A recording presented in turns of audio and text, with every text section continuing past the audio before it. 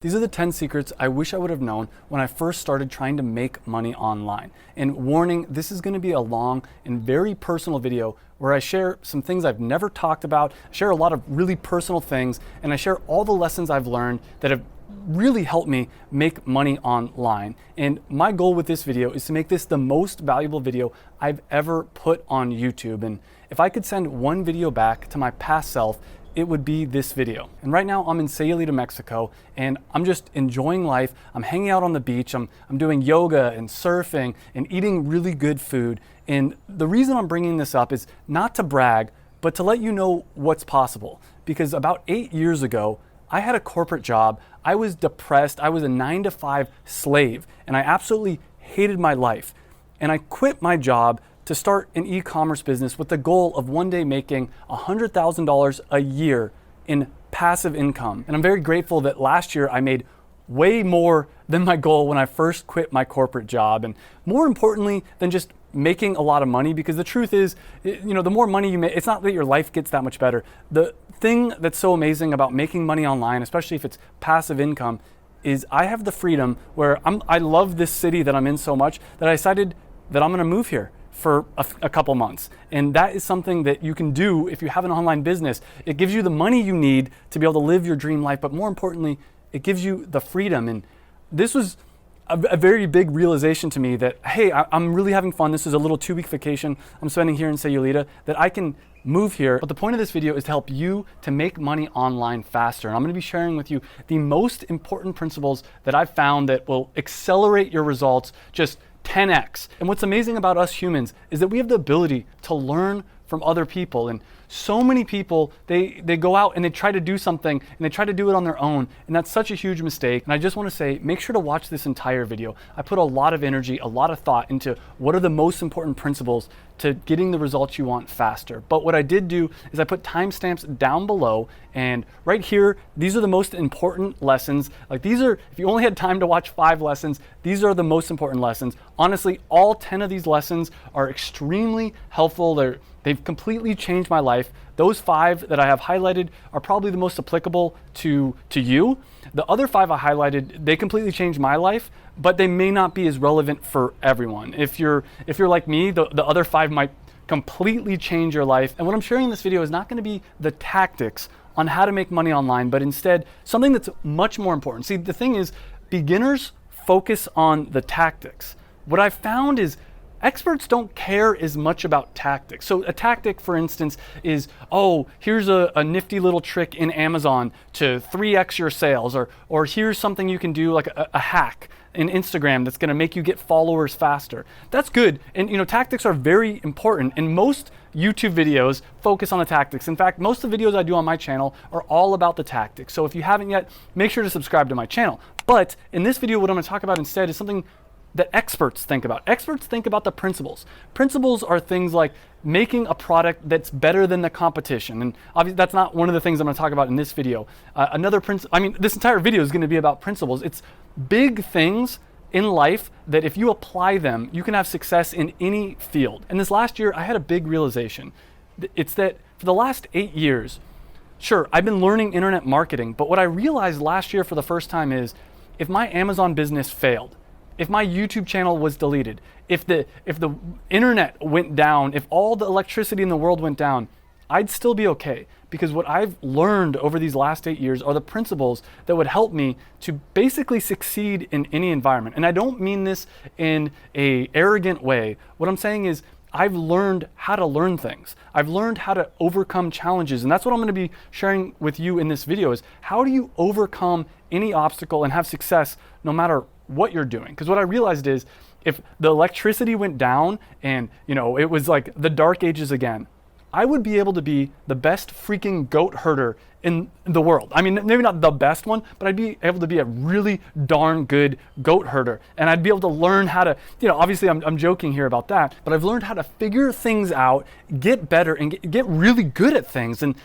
the principles in this video are just so valuable. But if you are looking for more of the tactics, then next week I'm gonna release a video that's gonna go into depth about the tactics. And what I'm gonna be doing is, in that video, I'm gonna talk about my 5 sources of income. I'm actually gonna give all the numbers. And one thing I do want to mention is, yes, last year I did $1 million in sale, $1 million revenue, basically.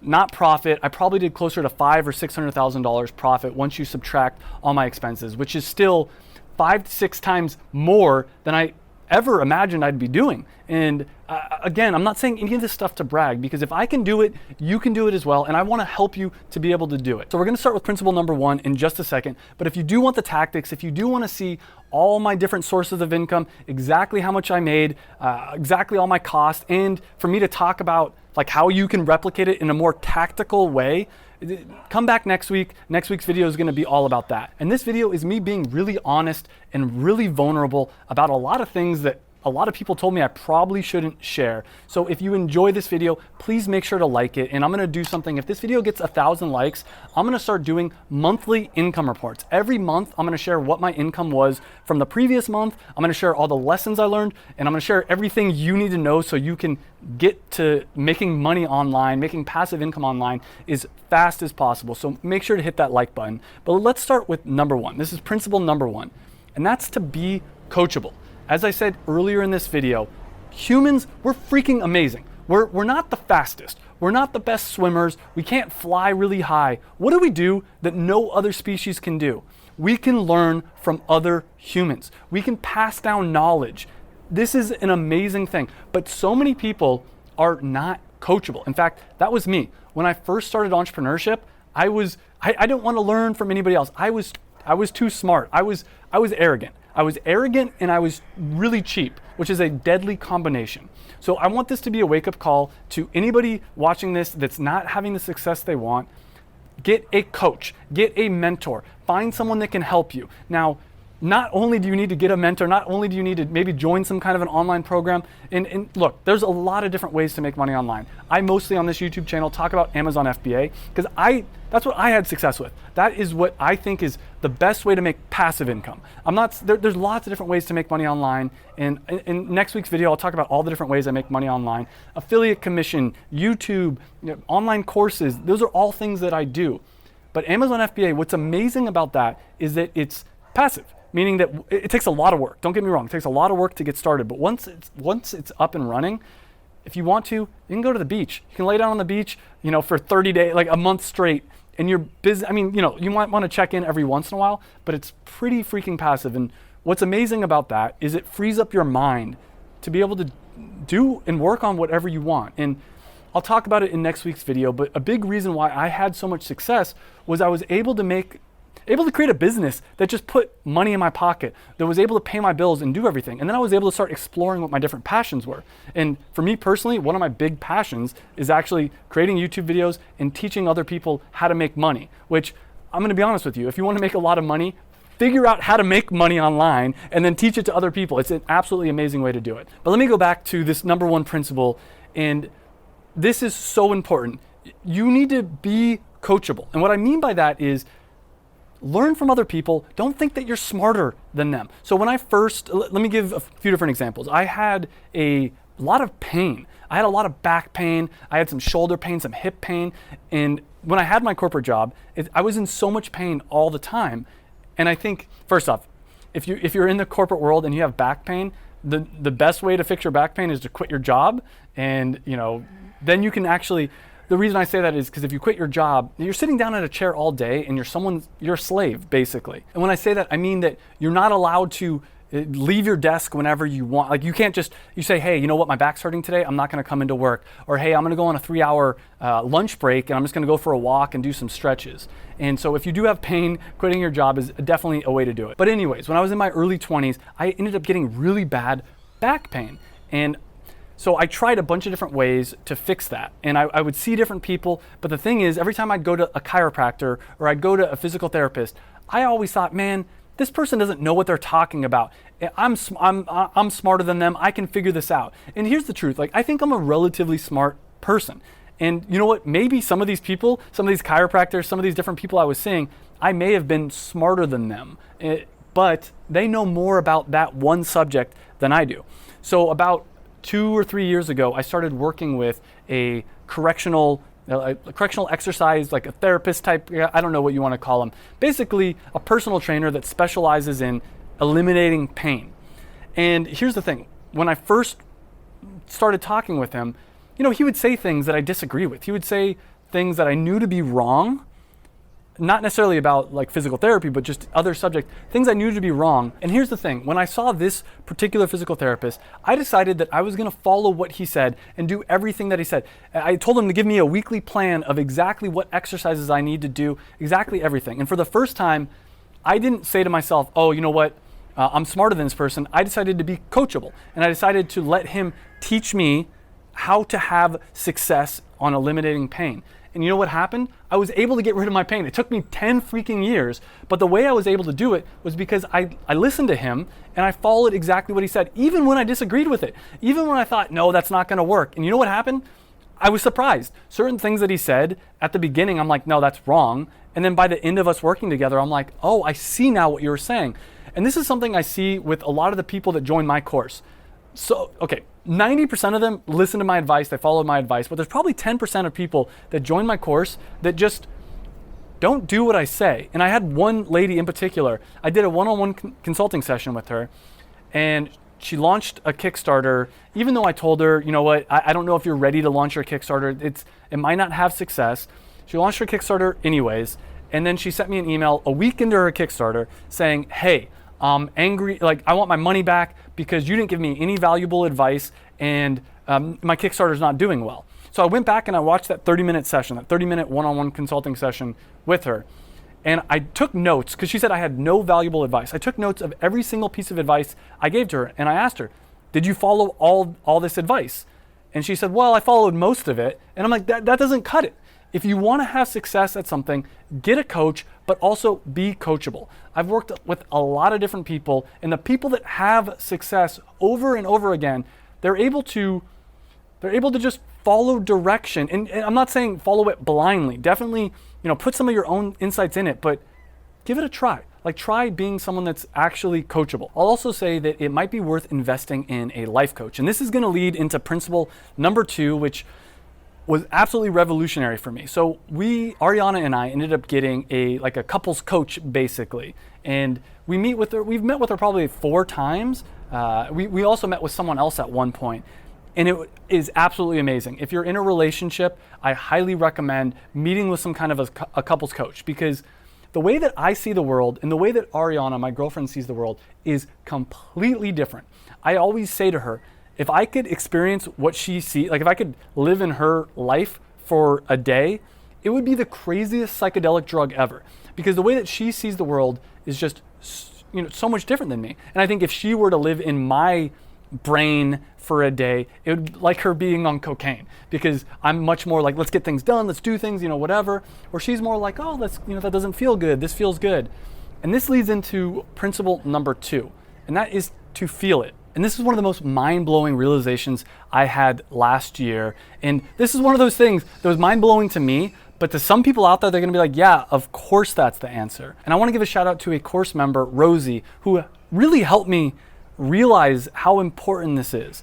And so as a man in Western society, I'm very logical. When I decide whether or not I'm gonna do something, it's like, okay, do the pros outweigh the cons? And I write it on paper, very logical thinking.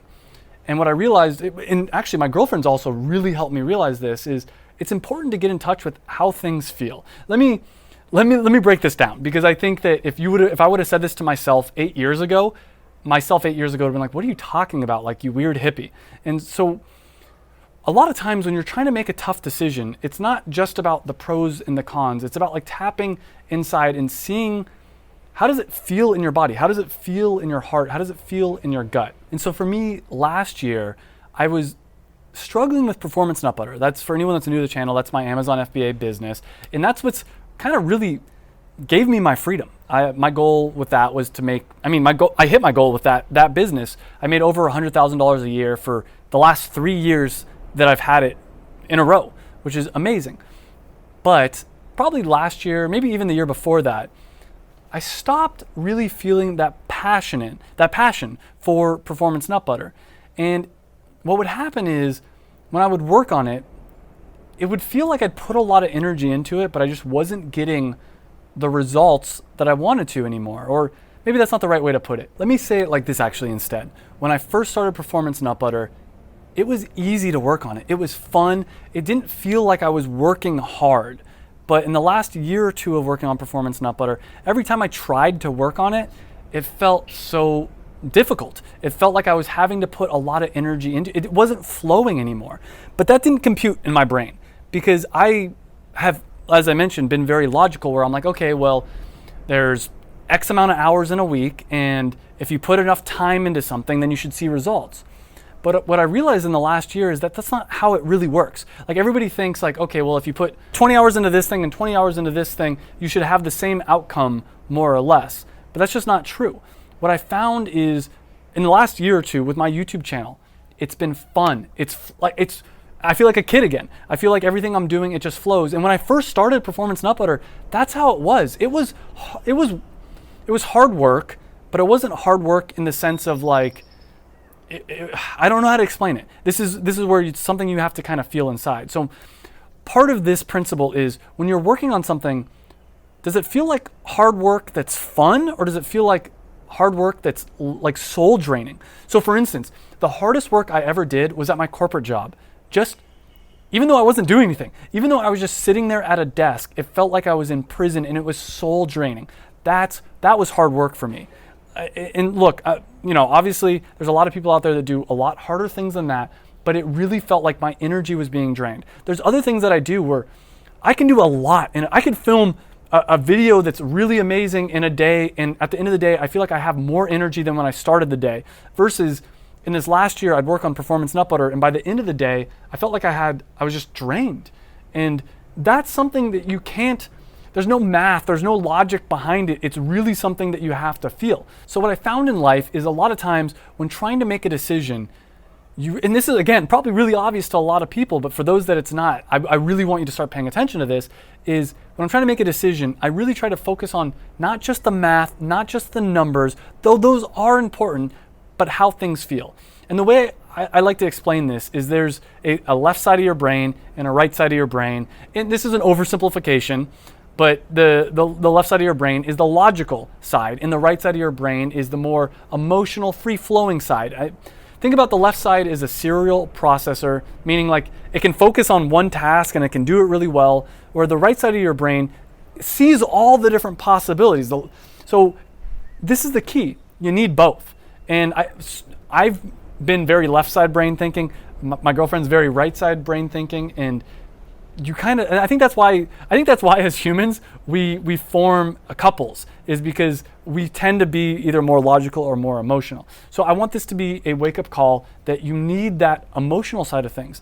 And Rosie, who I mentioned earlier, thank you to her, because she kind of helped make me realize this, is when you're trying to make a tough decision, write it out, sure. Like think about all the logical things, but think about which one excites you. Which one do you want to do? Even if the math doesn't make sense, sometimes the one that excites you is the right answer. And how can you get good at this? And sometimes it's not, right? Like I don't know, maybe I think it actually always is, but that's a longer conversation. But let's talk about how you can get good at this. And honestly, the only way to start getting good at learning how things feel is by doing a lot of things. You have to try a lot of things. I mean, look, it took me 8 years to be able to really figure this out. And I'm hoping with my help, you can do it even faster.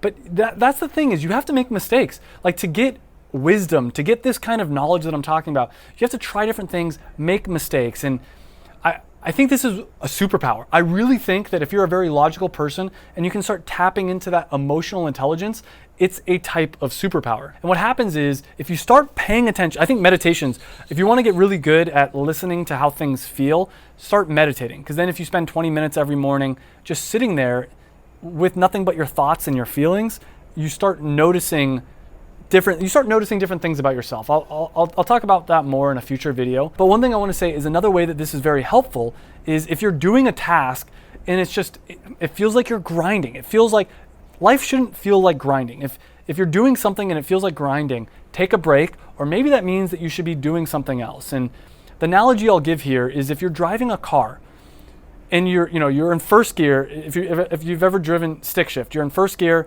and you're driving, once you get a certain speed, you got to shift gears. If you don't shift gears, you're going to burn out the engine.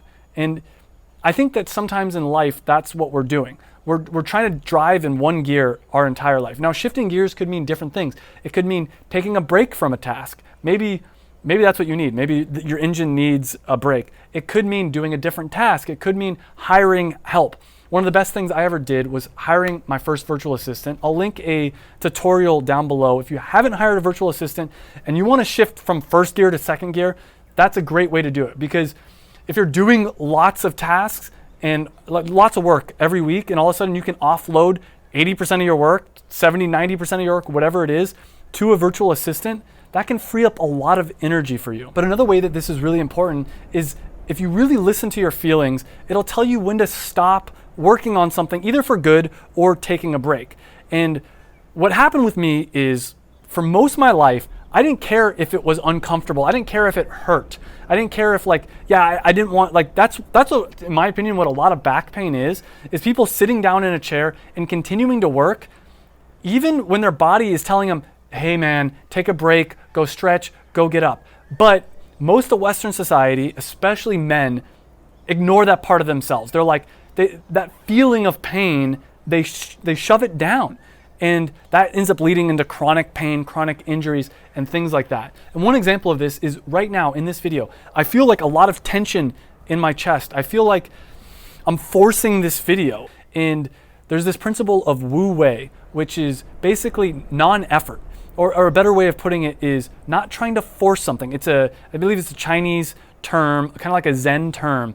And in life, it basically says that you shouldn't try to force things. You shouldn't try to, like if you're working on something and it's just not working and you're really trying to force it, that's not a good way to live life. And the example I like to give is in life, a lot of times, I think historically, I would keep hitting my head against a brick wall, and then all of a sudden, I'd stop forcing it at some point, and I'd take a break and I'd realize, oh, I can go around the brick wall. And so my question to you is, where in life are you trying to force something and it's not just working? And maybe if you just took a break, maybe if you just got a different perspective, maybe something radically different would open up. But what I'm going to do right now, I'm going to listen to this feeling I'm getting, this feeling in my chest. I'm going to take a break, but I'm going to be right back with principle number 3. And actually, before we go to principle number 3, I do want to point something out, because I think a lot of people, at least I had a lot of fear, if I listen to how I feel, am I just going to always be lazy? Am I going to just do nothing all the time? Because, I would think that, well, that's what I really want to do deep down inside, and that I needed to push myself to do more. But it's actually not true. And I want to tell you a little story before we go into principle number 3. And that is on this trip. So this is a 2-week trip to Sayulita. The first 4 or 5 days, I felt like doing nothing. I felt like laying on the beach and just completely doing nothing. And I'm going to be honest with you, I had a lot of negative feelings about that. A lot of negative thoughts were going through my head about how much of a lazy piece of junk I am. That because this 2-week trip in Sayulita, I had the goal of I wanted to go surfing. I wanted to take a surfing class. I wanted to do a bunch of yoga. I wanted to this to be a whole rejuvenation. I wanted to review the last year and plan, and I wanted to do all this filming. And so for the first 4 or 5 days, I listened to my feelings and I just did nothing. And I was scared that, oh my God, if I just keep listening to my feelings, I'm never going to want to do anything. But that's not the case at all. My body needed that. My body and my mind needed literally 4 to 5 days of just kind of a blur. It felt like I did nothing productive, quote unquote. But the next day after that, in this week so far, this week, I've been not productive in the sense of producing a lot of things, getting a lot of things done, but I've been doing yoga classes, I've been surfing, I've had a lot of energy. So it's like I had this period of time where I had no energy, and I really listened to my body, I really listened to how things feel, and I felt like I needed that. And then what ended up happening was I had this last week that's been one of the most fun weeks of my life. It's been such a fun time here, as I mentioned earlier, that I decided to move here. And I'm going to be talking about this a lot more. If you're someone that doesn't really know how to feel and use this superpower that you have, and look, I'm by no means an expert, but it's something that I think I've gotten a lot better at. If this is something that you struggle with, I'm going to be talking more about this later in the video. But one thing I'm going to say, and this is, I think, principle number 7 or 8, is be kind to yourself. I think a lot of, especially men, but especially even women too, in Western society, we have this idea that we need to be a tyrant to ourselves, that we need to crack the whip constantly. We need to be the slave driver to ourselves. And it's not true. You should really be kind to yourself. And the way I like to think about it, and I've talked about this in previous videos, is treat yourself like you would a child that you love unconditionally. If you were talking to a 5-year-old and they came to you and said, I have this homework to do, but I really want to go play with my friends, what would you say to them? Would you say, and the answer is sometimes they need to do the homework. It's like, no, you need to do your homework first because of X, Y, and Z. But sometimes you're going to look at them and be like, go play with your friends. You can do the homework later. And you should treat yourself the same way. And historically, I have not treated myself that way. Historically, I've been like, well, I told myself I would do the homework first. I'm going to do the homework first no matter what. Or in my case, I told myself I was going to work for 8 hours straight. I better work for 8 hours straight. Even if halfway through I felt like, oh, all I want to do is go lay on the beach for an hour, I wouldn't do that. Where in this last year or two, I've started being like, if I dedicate 8 hours of work and halfway through it, I just feel burnt out, I'll go lay on the beach. And you know what will happen? I'll go lay on the beach, and when I get back to work, I'll get everything done that I scheduled to take 4 hours. I'll get it done in like 30 minutes because that energy is back and I just, knock things out. So this is a superpower. Really get in touch with how things feel. And again, I'm going to implement this rule right now. I actually feel like I took a little break and I feel good right now, but it's getting late. It's time for dinner, and I'm really excited about the idea. I'm going to go for a jog, like a little sunset jog, and then I'm going to go get dinner with Ariana. And that's exciting to me. I want to do that. I feel like that's going to be a better use of my time than finishing this video. So what I'm going to do is I'm going to finish this video tomorrow, and specifically I'm going to talk about principle number 3, which is how to kill anxiety, because this is another thing that's very personal to me. The last 8 years or so, I've never had anxiety in my life up until about 8-9 years ago, like leading up to quitting my corporate job, and then being an entrepreneur. I had a lot of anxiety. In this last year, I did have some anxiety, but I feel like in the last few months, I've really got a good handle on it and I've crushed it. And don't get me wrong, I'm not someone that's constantly anxious. And if you're someone that has anxiety, let me tell you something. Anxiety holds us back, because what anxiety is it's obsessing about a future, like infinite future possibilities. It's this idea that in the future, one of infinite different things can happen and you're not sure, like, which one should I pick? And this is a terrible thing as an entrepreneur, because there's so many times where you have to make decisions and you're not going to know what's the right decision or the wrong decision. And obviously listening to your feelings will help you decide what decision you should make. But if you can kill your anxiety, which I'll talk about how to do in principle number 3, you're going to be so much more effective. So I'm going to go get dinner, enjoy a sunset little jog, and I'll come back to you in just a second with principle number 3. So here's a good example of, I didn't want to film this video right now. I for whatever reason, I just wasn't feeling it. I was like, oh, I'm a little bit tired. I just want to go out and just have dinner and just like, kind of be lazy today. But what I did is I used the logical part of my brain and I said, no, you know what? It's Thursday. I've only got a few days left here. I want to finish this video. And so I negotiated with myself. And this is a really powerful tool. I said, okay, how about you just film, and this is me talking in my own head, is how about you just film one point of the video? Just because there's 10 lessons in this video. Why don't you just film one lesson, and then after that you can go out to dinner? And this is a idea called Tiny Habits. It's by BJ Fogg. Highly recommended. I'll link a YouTube video down below. He talks about this idea of tiny habits. And the idea is, if you want to implement a new habit in your life, don't say, I want to work out every day for an hour. Say, you know what? I want to work out 3 days a week for 5 minutes. Make it a very easy and achievable habit. Another example is, he says, a lot of people, if you've never flossed in your life before and you want to start flossing, a lot of people say, okay, I'm going to floss every night for the rest of my life. And that's a hard goal to follow. So what he says to do is instead make the goal to floss one tooth. That's it. It's a very easy win. But here's the deal. Once you've gotten all the floss out, you put it in your hands and you floss that one tooth, you're like, you know what? Why don't I do the rest of the teeth? The other thing, so this is what he studies. He's a neuroscientist that studies behavior change. And the other thing that he found, in this part of the video, this is worth $1,000. Like, this little bits of information I'm about to teach you right now, if someone said, hey, pay me $1,000 for this, I would do it in a second, because it's been that life-changing for me. So one of the other things he said is, if you want to create a habit, and it's kind of what I was saying before, don't make yourself be perfect about it. So if your goal is to floss every night before bed, the first thing is to only floss one tooth. And then if you have a day where you're just like, I really don't feel like doing it, it's okay. Let yourself off the hook.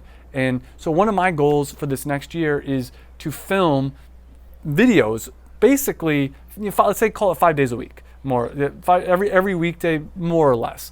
And what I did instead is say, okay, it doesn't have to be a perfect video. My goal is to just hit record and film anything. But by the time now I've got this set up, we'll see. I might only film one point, but I might film a lot more, because it takes a little bit of work to get everything set up. Another thing that he found is, if you want to implement new habits, and if you want to work with that feeling side of your brain and kind of overcome it, another way to do it is to use a trigger and a reward. So think about if you were to train a puppy how to do something.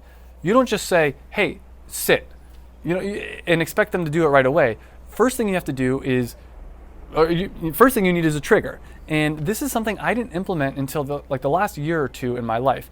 And so a trigger for me would be something like, in the morning, I drink a glass of lemon water and then I meditate. And so what happens is, some mornings I don't feel like meditating at all. And so my goal is just to drink the glass of lemon water. And then I drink the glass of lemon water, and automatically my brain is just like, okay, it's time to go meditate. And even though just a second ago I didn't feel like meditating, after I have the lemon water, it's just like the natural next thing to do. In the same way, once you've trained a dog that when you say sit, it's supposed to sit, it's not thinking, oh, now it's time for the sitting. It just does it automatically. And I'm going to talk about this in actually, this will be leading into the next point. Our brain is very similar to a puppy's brain, a Labrador's brain. And there's a model that I'm going to talk about in just a second called the triune brain. And this is it's not necessarily 100% accurate, though it's probably pretty close. And the idea is that we have multiple brains that grew on top of each other. So we have our brain stem, and this is the same brain that we share with lizards. Lizards have a brainstem. This is the basic things that keep us alive. It allows us to interact with the physical environment. On top of that grew the mammal brain. So when we evolved from lizards, reptiles, into mammals, because that was basically what happened, a extra cortex formed on top of that. Extra brain, basically, it didn't replace it. It formed on top of it, because we still have that deep part of us that is focused on fear, focused on eating, focused on the physical world. But on top of that grew the mammal brain, and this is the limbic brain. This is where we start getting, love and affection and social interaction. That's why mammals have social interaction, and lizards, for the most part, don't. Lizards, they meet. When they get together, they mate, or they eat each other, or they fight, and it's very primal in a sense, where the mammals have a little bit more. And then on top of that grew the human brain, the neocortex, which is logical thinking. And so if you go down to a deeper level, our brains are the same as a Labrador. And if you're trying to train a dog how to do something, you don't try to reason with him. You give him a trigger, and then you give him a reward. So for instance, and this is something I could do even a better job at, is the reward part of it. When filming this video, my trigger is I do meditation. I wonder if I can, I'll grab it here, right here. Highly recommend this thing here as well. It's called the HRV, Heart Rate Variability Monitor. It's EM Wave. I'll put a link down below. No affiliate commission, nothing like that. This thing, it makes me feel happy. I'm not going to go into the details of exactly what it does, but basically you breathe as it goes up and breathe out, breathe in as it goes up, breathe out as it goes down. And the claim, and there's actually legitimate science behind this, is it brings your heart into coherence. I'm going to link that in. That's a whole nother separate thing, but here's the basic thing. Supposedly what it does is it helps your brain and your mind connect. brain, mind, left side, right side of your brain, these are all kind of almost metaphors in a lot of way. I don't really care what it does. And like I said, this is a scientific thing. Heart rate variability and heart coherence is something that they measure in athletes. Basically, the higher your coherence levels are, the more well rested you are. Like when you wake up in the morning, if your coherence levels, your heart rate variability is way off, then you shouldn't train that day. But if you have really good coherence, it means you're well rested and you're ready to tackle the day. Another example of this is, think about your heart rate. If it's beating really fast, well, that could mean that you're in fear and you're anxious and you're like frenzied, or it could mean that you're really excited. Same thing, think about for a second. If your heart's beating really slowly, it could mean that you're super relaxed, just laying on the beach and everything is great. Or it could mean that you're depressed and sad and just, so heart rate isn't that important. What is important is the coherence and or the heart rate variability. And what that is more or less the rhythm of your heart. If your heart is extremely erratic, it's like da da da da da da da da da da da.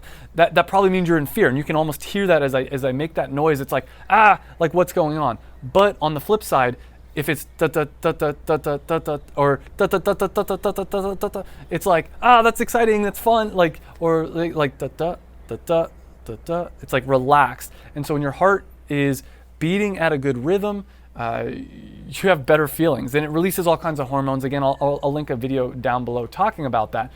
But one of the things I wanted to say is this just makes me feel better. Like this is a really powerful tool. Other thing I'll say is the way that this helps you force yourself into heart rate variability, like good heart rate coherence, whatever the different terms are, is as you breathe. I'm going to flip it. I don't remember the exact order, but I think as you breathe in, your heart slows down, and as you breathe out, your heart speeds up just a little bit. So by getting a nice rhythm, you're kind of helping to train your heart into relaxing, but you're also, think about, you're getting rid of a lot of stress, because if you can, and a lot of fear and a lot of anxiety, because if you can just focus on breathing, I mean, this is so many like Eastern traditions, they focus on breathing, and then what happens, you come back into reality. And this is going to lead really nicely into tip number 3, and that's to kill anxiety. What is anxiety? Same thing with depression. Specifically, though, in the last few years, I've dealt with some pretty gnarly anxiety. I haven't talked about it a ton on this channel, and what I'm going to do is do a full video. If you suffer from anxiety and you're looking for some help, I'll do a full video in the next few weeks, something like that. So make sure to subscribe, because I'm going to go in depth about that. And look, I'm not a doctor. I don't play one on the internet. But I've been able to cure my anxiety, and I've done a ton of research. The way my brain works is if I have a problem, I'm going to do a ton of research and overanalyze it. So I have a few different beliefs on what anxiety is based on, or how to fix anxiety and what causes anxiety. So one of the things I think that causes anxiety is being out of touch with reality. Because if you're really in this here, now, present moment, this physical reality, you can't be anxious. Anxiety, you could be afraid. You could be afraid if a tiger is right there, but then you're not anxious because the tiger's there and you're thinking, oh wow, I got to do something about this and act quickly. Anxiousness is when you're so out of touch with reality, you're thinking of all the different possible negative situations, all the different possibilities that could go wrong, and you're not thinking about exactly what is here right now. And again, a lot of Eastern traditions say this in really flowery, fluffy language, but let's take it into a little bit of scientific language. If you're suffering from anxiety, you're overusing your neocortex and you're underutilizing your lizard brain. The lizard brain, people think, oh, well, it's a negative thing. You don't want to be in your lizard brain, but no, you need all parts of your brain firing on all cylinders, because if you're completely out of touch with physical reality, then you're stuck in your brain, and you can dream up so many horrible worst case scenarios that it's debilitating. But again, if you can come back into reality and you realize, oh yeah, none of those are true. I think it was a famous author. If you know the name, put it in the comments down below. Tom Sawyer. He wrote Tom Sawyer and a bunch of other books, obviously. He said, I've known a great many worries in my life. Luckily for me, none of them have come true, or something to that effect. Well, I'll put the real quote somewhere on here. And the whole idea is, he's joking about this idea that he's thought of a lot of really terrible worst case scenarios, but they don't come true. And that's the problem. If you're stuck in that part of your brain and you're out of touch with the lower part of your brain, you're overfiring it. Same thing, I think, also if you're out of touch with the mammal part of your brain. So what's the mammal part of your brain? That's social connection. So if you have a lot of, think about it, it's hard to be anxious when you're laughing and having fun with your friends. It's hard to be anxious when you feel really safe and you feel like you're surrounded by a bunch of people you love. In fact, I think in a lot of ways what anxiety is it's a signal to us that we're out of, there's a book called Connections by, I'm gonna forget the name. I think it's Connections or I think Connections, and amazing book. He talks about his belief is anxiety and depression is a loss of connection with one of a number of different things. One is nature, which would be the physical world. Another is social. Another is purpose. If you don't have any purpose in life, it's very easy to get anxious. But I'll focus for right now on the physical and the social. As humans, we are not meant to live alone in an apartment in the middle of a city surrounded by lots of random strangers. That is terrifying. Think about 10,000 years ago on the African plains. If you were by yourself, surrounded by a bunch of people you don't really know, the chances that you're gonna die are very high. So this is your brain saying, hey man, you better make some allies. You better make some friends. And so if you're feeling this anxiety or depression, that could be a trigger to you that you need to have not only some friends, but better connections with them. And the way I like to think about it is, and I'm not great at, this is something I'm working on, and I think I've gotten a lot better in this last year, but if you have 150 people in your life, there's a reason I use that number, and I'll explain in a second. But if you have 150 people in your life that all got your back, the chances of you ever being on the street, the chances of you ever going hungry are extremely small. And the reason that this is so important is because bad luck happens. I'm very grateful. Again, I've talked about all the success I've had. But in my lowest of low moments, and this happened a lot in this last year, I think about all the worst case scenarios that could happen that would make me homeless or make me just be a complete failure in whatever. But when I think about, you know what, no, I have my parents. I could always live with my parents. And then as I've started to have better friends, then I think, you know what, my friend James, he's been on this channel. You know, if my Amazon business failed, if my YouTube failed, if everything I did failed, because of James, I bet you I could go to him and say, hey man, everything I'm doing has failed. Can I get a job? Can I work with you? And we have a deep enough connection now, I believe that he would say, hell yeah, man, I got some work for you. I've got a number of different friends like that now, where if things really went bad, I think that they would pick me up. And so again, in my opinion, anxiety and depression is this sign from your brain saying, dude, you need to get some friends and you need to have some better social connections because things are going okay right now. And maybe they're not even going that great, but they could get a lot worse. And so let's talk about the physical as well. So how do you do that? How do you get grounded into this physical reality? Well, one really huge one is exercise. And this is so overused, and I get it. I had a lot of issues exercising. I've always been relatively in shape, and I've always done some exercising, but I had a lot of pain. Up until last year was a huge turning point for me. Wow, it's actually kind of amazing to think about it right now. I wasn't able to jog for up until last year, about March, April, I wasn't able to jog. And I'm not going to get into too much detail about this right now, but part of the reason I don't think I was able to jog was because it's a little bit complicated, but I don't think my left and right brain were communicating. And I think I don't think it was properly communicating. And I think basically I was too hard on myself. And so I constantly would push myself. And I really believe in, again, this is a more complicated topic, that the right side of my brain, the more feminine, as it's seen in a lot of Eastern traditions, was basically dude, you push us too hard. No, I'm not going to keep working. And if that sounds like hippy dippy nonsense, look up split brain patients. So split brain patients are basically people that have epileptic seizures. What they used to do, I don't think they do this anymore, is they would cut the corpus callosum. So the corpus callosum is the white matter in your brain that connects the left and right hemisphere of your brain. It basically allows the left side and the right side of your brain to talk.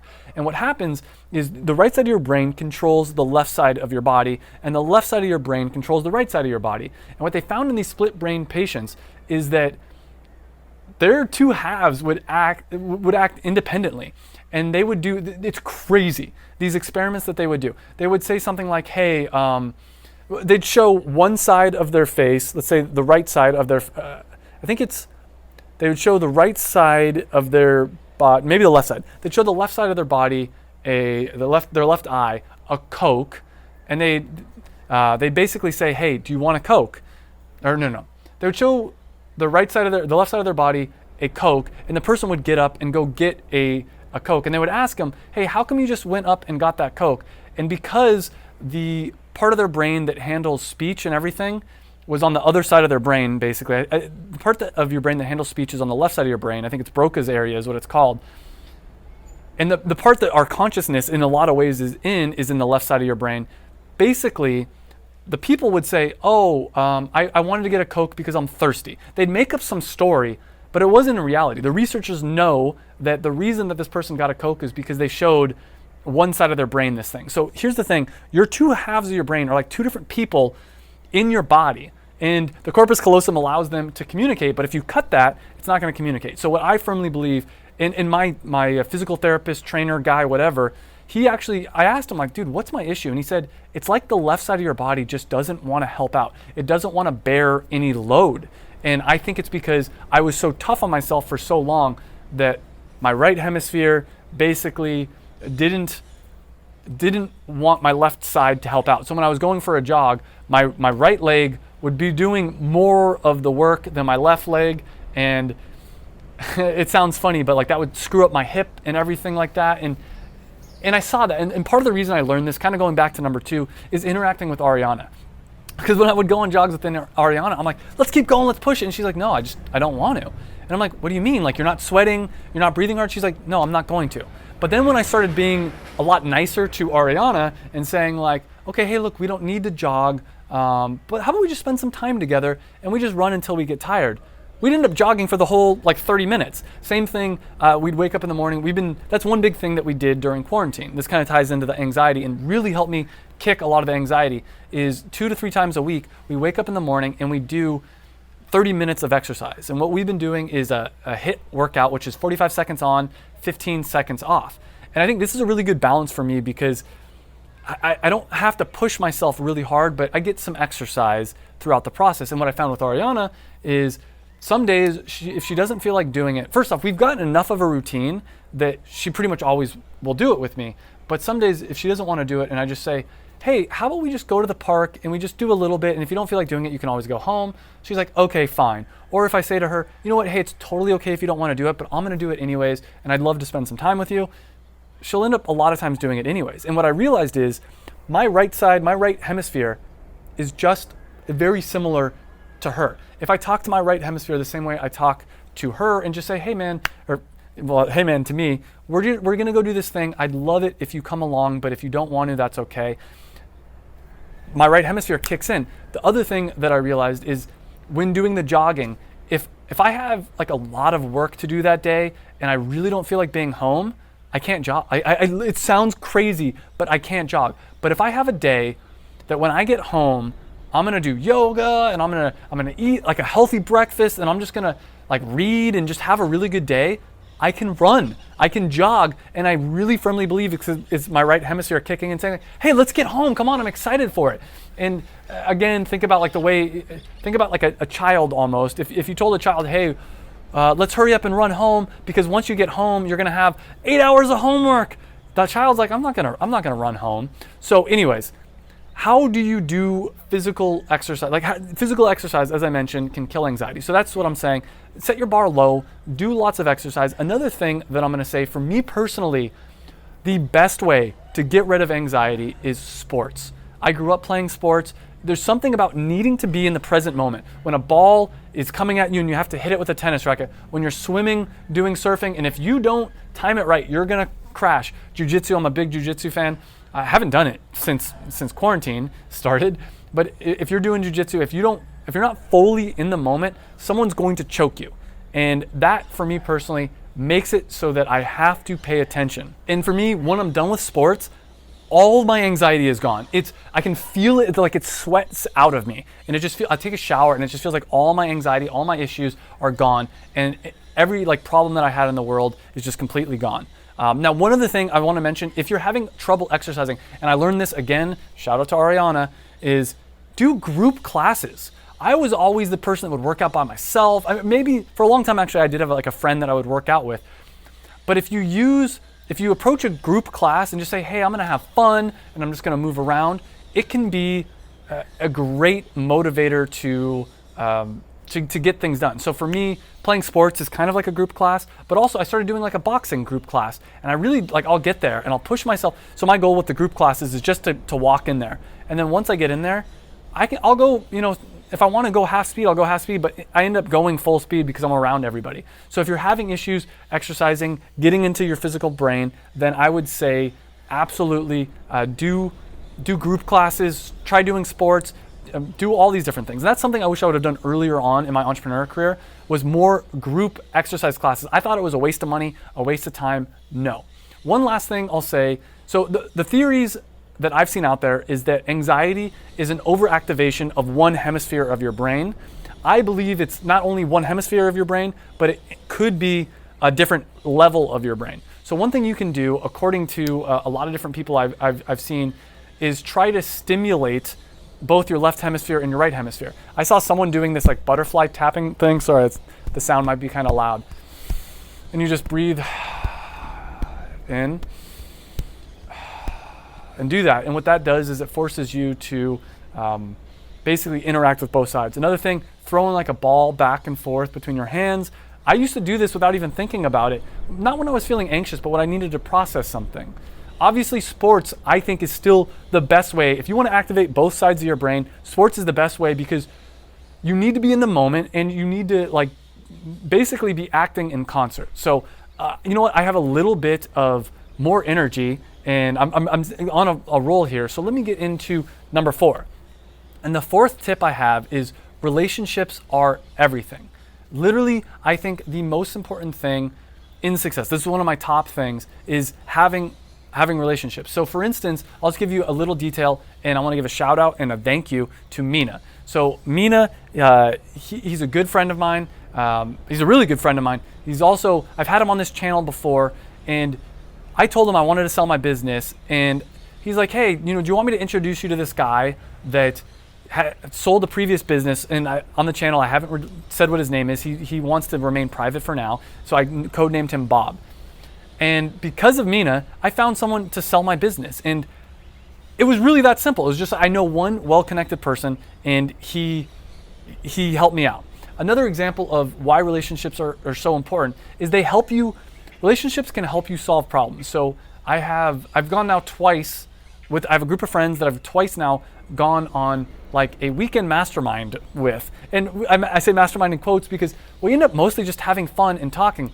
But I'll ask them a question and I'll say, hey guys, I'm thinking about either moving into a 2-bedroom apartment or I'm thinking about traveling. Which one would you guys do? And they all give me their different opinions, and I get to decide based on what they say, what resonates with me, and what I think the answer should be. Or maybe even more specifically, when I was going through issues with Amazon, James helped out a lot. My buddy Tommy helped out a lot. My buddy Mark, who I haven't had Tommy or Mark on the channel yet, they both helped me to go through and figure out things, because again, as humans, we're meant to be in tribes. We're meant to be in groups of people. And the reason I said 150 earlier is because they found that humans are wired, our brains are wired to be in a tribe of around 150 people.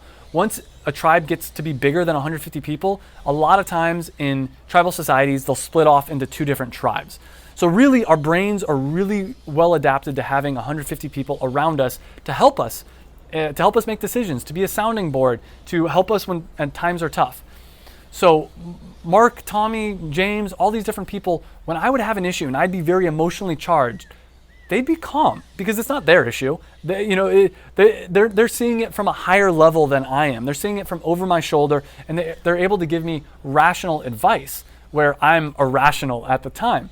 And by having people around me, relationships that I trust their opinion. Now, look, there's a lot of people in my life that I love. I love my parents. I love Ariana. I love all these different people. And there's some things that I really trust their opinion about. But there's other things that they just don't have enough experience. And with those kind of situations, they're a good sounding board.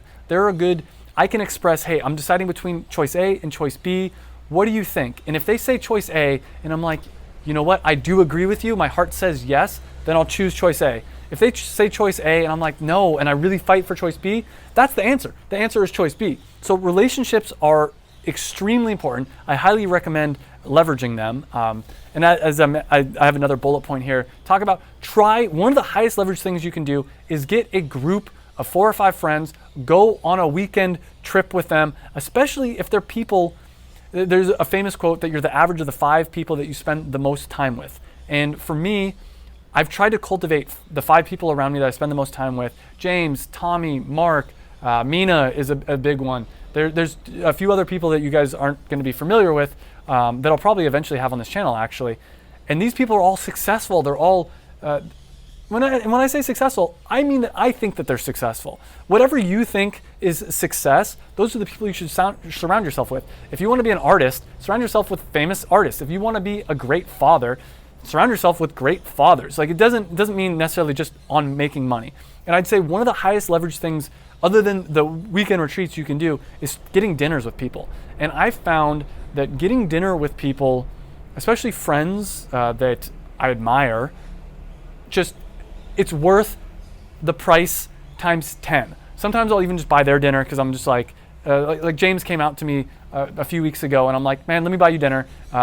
Thanks for driving out here. And one thing I do want to point out is you don't just need to surround yourself with people that you think are successful. I've had some game nights with friends of mine that awesome people, like they're successful in their own right, but they don't have the same kind of success, like entrepreneurial success. They don't know a lot about entrepreneurship. They're not going to help me make business decisions, but what they are is that they help me come back into reality, and they help me have a little bit of fun and actually enjoy life again. And in some ways, what they help me do is forget about work for a little while, because with my entrepreneur friends, I can talk about work. With them, to be honest with you, like I really can't, because either it sounds like I'm bragging or it sounds like I'm complaining. And when you talk with other entrepreneurs and you you talk about a win, it's like, yeah, man, like congratulations. But when you say to other entrepreneurs, oh yeah, last year I made $1 million and $600,000 in profit, it's like, are you bragging? Like, what's like? It's a weird vibe with not all my friends, but there's certain friends I just don't feel like I can say that with. With my entrepreneur friends, if I'm like, yo, I just did this, I found this trick that made me $100,000, you should get on it. It's like, whoa, thanks for letting me know about that. With my non-entrepreneur friends, it sounds like bragging. And so, as I mentioned, this tip is relationships are everything. And so what I highly recommend doing, and this is one thing that I learned in 2020, is leverage other people's strengths. We're all good at certain things. And for the first 5, 6, 7 years of my entrepreneurial career, I tried to do everything. And that's not fully true. Obviously, like I partnered with my mom on the first business, the dance clothing business, and she was in charge of production. I was in charge of more of the marketing. But overall, it was more or less true.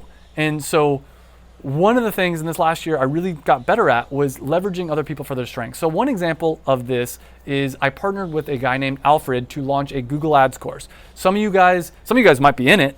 Some of you guys probably saw me send out emails. Honestly, if you didn't join, I'm sorry. It really is, I think, an amazing opportunity. He is gung-ho.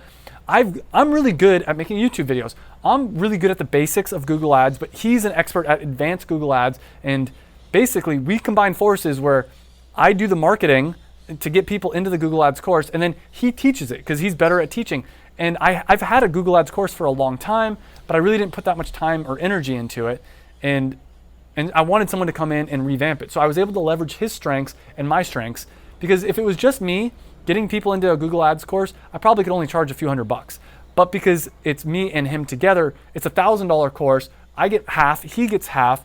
And if he were to just have a Google Ads course on his own, he probably wouldn't be able to get any students. If I had a Google Ads course on my own, I'd be able to get a lot of students in there, but I wouldn't be able to teach them enough to charge a lot of money. So by combining forces, this is a force multiplier. So think about ways in your life where you can leverage other people's strengths. And one thing I didn't think I've talked about just yet, and maybe I'll talk about this later, is hiring people. So another way to leverage other people's strengths is hiring people. And I want to give a shout out to Gallo. And Gallo is a guy that I hired in Spain, and he's really good at a lot of the same things that I'm good at, but he's able to free up my time. So instead of me doing things, for instance, he designed the landing page and moved the course over from, it was on a WooCommerce website to a Kajabi website, and an affiliate link down below, by the way, which I highly recommend Kajabi. If you are trying to do an online course, sign up for Kajabi, use my link, and send me an email telling me you use my link, and I'll give you something. I'll figure out what it is later. But anyways, he moved my entire thing over from WooCommerce to Kajabi, built the landing page. This is things that I don't know. I would need a pretty high level Filipino VA to trust them to do it, but I trusted him to do it because he's freaking smart. I was able to give him very minimal directions. I was able to say, hey, compile a list of the top Amazon courses out there. Let's look at all the different landing pages. All right, this is what I want. Let's take this element, this element, this element, combine them. And he was able just to do it. I didn't have to give him a lot of direction. He's never done it before. He's a smart guy, and I'm investing in him. I'm investing in that relationship because, the truth is I could have hired a designer. I could have hired someone to move my course over from WooCommerce to Kajabi for cheaper probably than I paid him. So I paid him a little bit more. But now he knows this skill. And so now anytime I need to make a change, I don't have to go hire some designer. I can just say, yo, Gallo, make this. And he's getting smarter. He's 19 years old. He might be, I think he's 19 last I checked. Might be 20 now. We've been working together for a little while now. But my goal is to hire him full time. And when I hire him full time, he's going to be able to replace a lot of the things that only I can do. And I'm going to be able to, that relationship is going to be able to make me 10x my business because it's going to free me up to do the things that I'm really good at. Things like filming videos like this. And another few quick examples from my life is that relationships have helped is videos on my channel that do really well are ones where I tell stories about launching products and the successes and the failures. And what I found is I can only launch so many products on Amazon, but if I leverage the relationships with my students and say, hey, come on my channel. And again, I use the word use for a second, but I'm gonna change that to leverage the relationships because they're getting a benefit out of it too. I'm having them talk about their product and it's free marketing for them. So for me, it's amazing content. It's a way for me to basically get unlimited content, and for them, it's a way for them to market their product. And one thing I want to talk about is in relationships, make sure that all parties are winning. In the past me always tried to get the better end of the deal. I was always constantly taking a little bit more than I gave. In the last year, I'm not perfect at it. I'm still working on it. I'm trying to give more than I take. An example of this, and a shout out to Michael Pion. He's got a YouTube channel. I'll link his YouTube channel down below. He took the course. He paid, the $800 deposit. And at the end of it, he's like, you know what? Basically, I talked to him, and he's like, you can keep the deposit. He was kind of a little, like I asked him, I'm like, hey, what do you think? Like, what was the course worth? Will you let me keep some of it? And he's like, basically, he said it in a nice way. He's like, you know what? The relationship's more important to me. You can keep the deposit because the relationship's more important to me. And that was the smartest thing he possibly did. I have other students in the course that aren't like that they're constantly reminding me that they want that deposit back. And the truth is, I don't give them as much time or as much energy. So with Michael, because he said that, you know what I did? I ended up saying, okay, you know what? I'm going to pay to have my virtual assistants edit a bunch of your YouTube videos. He wanted to start a YouTube channel. I'm going to pay to do that. On top of that, you know what I'm going to do? I'm going to do a collaboration with you, and I'm going to send a bunch of traffic over to your channel. So I've done 2 video collaborations with him. Again, this was a win-win scenario because I got content for my YouTube channel, and he got his face out there. He got a bunch of views. One of the videos we did together got 60,000 views. So it's helping him establish his brand. So it's a win-win. But what he did that's so freaking genius, and you should do this, is he gave more than he needed to. He could have been stingy and he could have been like, you know what, Travis, I want all my money back. But because he didn't do that, because he let me keep most of the deposit, he's gonna make way more money than if he would have just been like, no, I want all the money back. It made me feel good that he valued what I was doing. Again, there's people in the course right now that it doesn't feel like they value what I do, and I'm gonna still give them, I'm gonna still help them, but I'm not gonna go above and beyond. And this is something I learned again from Ariana. She's been my teacher for this last few years. Is if you can be selfless and give more, you're gonna get a lot more in the long run. And one thing that I really wanna do in this next year, and maybe I'll talk about my plans for next year kind of throughout this video, one thing I really wanna do for next year is make the relationships of everybody in the course to each other and to me a lot stronger. I really wanna create a tribe in the passion product formula. And I have a bunch of different strategies I'm gonna start implementing to do that, but that's just a little teaser. But now I wanna get into another extremely important principle. That's principle number 5, and it's to work on what you think is most important. But here's the truth, at this point, I've already done a lot more than I told myself that I was just gonna do 1 of the principles, and I've already done 2, and I feel like I've put a lot of energy into this. My hamstring's starting to hurt because I'm sitting in this chair. And my body's just starting to get a little uncomfortable, and I know it's a little after 6 o'clock, and it's time to go get dinner. So I'm gonna go get dinner, and I'll be back tomorrow to do the rest of the principles. But please pay attention. Number 5 is extremely important. I do wanna point something out, and I wanna see if you noticed it. In those last segments, I didn't feel like I was forcing it as much. It felt like it just flowed. And I think part of that was because I told myself, hey, there was a reward at the end that basically I was gonna be able to go get dinner. And on top of it, one thing that I did was I made a very small commitment, and then I was having fun with it. And I had basically, because I already completed my goal, doing one more principle was just fun and extra credit, and it was really exciting, and it kind of flowed. If you compare that to the first 2 principles I did and I talked about, I was kind of like struggling through them. And I think this is something that if you can not hold yourself to such perfect standards and just be nice to yourself, and I'm going to talk about this later, then your body will reward you, and your mind will reward you, and things will flow a lot easier. And one thing I wanted to do too, just before I go out to dinner, let's see if I can do this, is just give you a little tiny tour of this Airbnb, because it's pretty cool. I don't know if I've shown you this. Yeah, look at that. That's really cool. Like, that's the trees and everything, the palm trees. The beach right here is literally a minute walk. It's so close. And it's just this little cool thing. The bedroom's in there. I'm not gonna show you that because Ariana's actually in there right now, and I don't wanna surprise her, without telling her that I'm gonna be filming. So I'm gonna go to dinner right now, and I'll be back with the next principle. Here's a bonus tip before we get into number 5. And this is probably one of the highest leverage productivity tips, or one of the highest leverage things you can do if you want to get success really quickly, and that is to get a girlfriend or a boyfriend. Now, obviously, I'm half joking with this. I know it's obviously not that black and white, but I will say, and I want to give a huge thank you and a shout out to my girlfriend. I've mentioned a number of times throughout this video, but I think without Ariana in my life, I don't think I would have had the same amount of success I've had. She's helped me so much, and I've kind of mentioned a bunch of different ways, but when we first started dating, I would get burnt out all the time. I'd work really hard, get burnt out, but I would never let myself relax. Part of the, one joke we have is that I wouldn't let myself have dessert because I never felt like I deserved it.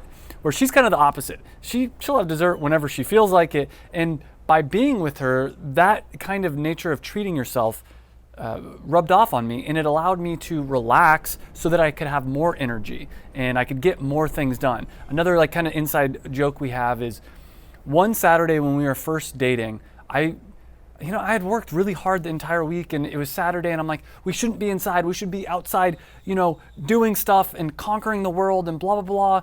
And she's like, do you want to do that? I'm like, no, not really, but what else are we going to do? And she's like, why don't we just lay in bed? This was 2 o'clock in the afternoon, lay in bed and watch a movie. And I was shocked. I'm like, you can do that? I know it sounds hilarious, me saying that, but I legitimately, that wasn't an idea in my head that we could just lay around in the middle of the day and watch TV, watch a movie. And we did it, and I felt so relaxed and what ended up happening is that next week I had a really amazing productive week because I let myself relax so much. And I think that, as I've already kind of mentioned, the left, right brain, the heart, the mind, this yin-yang kind of concept, I think by having a significant other, it's a really good way to get the other half that you need. On top of that, she's helped me out in ways. I'm a relatively messy person. You probably can't see it. I cleaned up a little bit, but I'm messy. She's very neat, and I don't expect her to do this, but she'll pick up after me. And in her doing that, it's made me realize, I want to be a more organized person, because when she started kind of organizing things, I was able to work more efficiently because everything was where it was supposed to be. Anytime I needed something, I knew where it was, where in the past, I was such a I'm a very chaotic thinker and disorganized and all that kind of stuff. I'm getting better, but overall, that's kind of how my mind works. Is I'll be working on something and then I'll go over to something else and work on that. And there's like a tornado of mess where she's the opposite. She's very orderly and neat. And so she helped me see a lot of traits in myself that could be improved. So that's a little bonus tip, but now let's get into number 5. And that is to work on what you think is most important. And also what you think is most fun. And one idea that I have around this is a lot of my life, most of my adult life, I worked on what I felt like I should be working on. And what does this word should mean? It's what society thinks. It's what my parents think I should be working on. It's what my friends think I should be working on, not what's really important to me. And so I have this thing that I like to do. Anytime I go to work on something, I ask myself, do I need to do this? And do I want to do this? So actually the first question would be, do I want to do this? And if I want to do it, I'm going to do it. More or less, as long as it's not destructive, as long as it's not hurting myself or anybody else. If I want to do something, I'm going to do it. And generally when I'm talking about this, I'm talking in the realm of work. For instance, if I want to film a YouTube video one day, then I'm going to do it. Even if I felt like I should be working on performance. So this is a good example. Last year, and I'm not perfect at this. This is something I'm actively working on. Last year, there was times where I felt like I should work on performance nut butter because it's such an amazing business and it has so much potential. I feel like I should, and friends and mentors of mine have been like, dude, you need to start paying more attention to performance nut butter. You should start working on this more. But I didn't want to. And more important, and equally as important, I didn't need to. So that's the second question. If you don't want to work on something, do you need to? For instance, if it's April 14th and you haven't done your taxes yet, you need to do them. Actually, technically you don't. You could always pay late fees. You could always eventually go to jail. But at some point, the negative side outweighs the positive side. And that's to me when it's quote unquote need, right? Like it's at that point you need to do it. And there's certain things, maybe you don't want to do something for your business, but it's gonna go under if you don't do X, Y, and Z. At that point, you quote unquote need to do it. This is a relative term. Louis C.K. had a joke, and this is a joke for everybody, and he's like, you don't need to do anything. Like if you get jury duty and you don't want to go, you can just kill yourself. Obviously, it's a joke, and it's much funnier when he says it. But the point I think he's trying to represent here is like, nobody can make you do anything. Even if someone has a gun to your head and says, you have to do this thing, you can always say no and just let them, obviously I don't mean to be so morbid here. My point is that no one can ever make you do anything. It's all what you want to do. And so if you're doing things because you feel like you quote unquote should do it, stop that immediately. This is something last year I got a lot better at, and I'm continuing to get better at. I catch myself saying, oh, I really should do X, Y, and Z, but it doesn't sound fun. And so, sometimes I end up doing it anyways. And the things that I feel like I should do never end up leading to my success. That's not why I for instance, the course, I did that because I wanted to do that. It was fun. I make YouTube videos because I want to do it. It's fun. And one thing that I've wanted to do for a few months now, but I just felt like it might be a waste of time, and I felt like I don't know, I felt like it's not my highest priority, but it sounds really fun, and in all honesty, it could lead to a lot of success, is TikTok. So if you have any experience with TikTok, first off, leave a comment down below. Let me know what your experience is. I'd love to learn more about it. I haven't done any TikTok. I spent like 5 minutes on the app just kind of messing around. But that's one of those things that sounds really fun, and it has the potential to double my business, because that's a whole nother platform. I'm on YouTube right now, but if I start going on TikTok, who knows? Maybe I could blow up even more. And at first, I think maybe I felt like, oh, I should do it. Like a year ago, I'm like, oh, I should go on TikTok, but it didn't sound fun. But now, it's changed in my mind, and it sounds fun. And so here's one of the things.